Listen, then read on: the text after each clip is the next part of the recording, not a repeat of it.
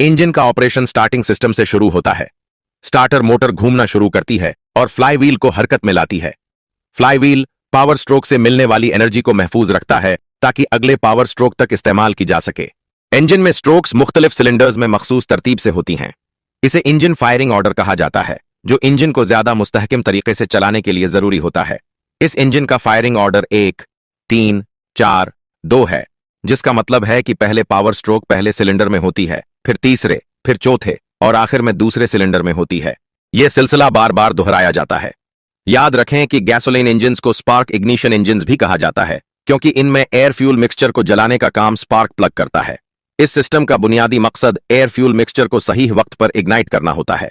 Engine की कारकर्दगी ignition timing पर बहुत ज्यादा मुनहसिर होती है। स्पार्क पैदा होने और एयर फ्यूल मिक्सचर के मुकम्मल जलने के दरमियान थोड़ा वक्त लगता है। इस दौरान पिस्टन कुछ आगे बढ़ चुका होता है। ज्यादा से ज्यादा एफिशिएंसी के लिए पिस्टन को मैक्सिमम गैस प्रेशर के वक्त टॉप डेड सेंटर के करीब 10 से 12 डिग्री के अंदर होना चाहिए। इसका मतलब है कि इग्निशन सिस्टम को पहले से ही स्पार्क पैदा करना होता है। वो लम्हा जब स्पार्क प्लग फायर करता है, इसे इग्निशन एडवांस एंगल कहा जाता है। बेहतरीन इग्निशन एडवांस एंगल का इन्हिसार क्रैंकशाफ्ट की रफ्तार पर होता है। जितनी ज्यादा क्रैंकशाफ्ट की स्पीड होगी, उतना ही पहले स्पार्क प्लग को फायर करना पड़ेगा। अगर क्रैंकशाफ्ट की स्पीड कम हो तो इग्निशन एडवांस एंगल को टॉप डेड सेंटर के करीब रखा जाता है।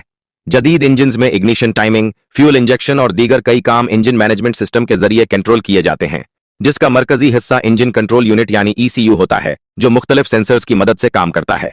ड्राइवर को सिर्फ एयर फराहम करनी होती है, जो एक्सेलरेटर पेडल के जरिए कंट्रोल की जाती है।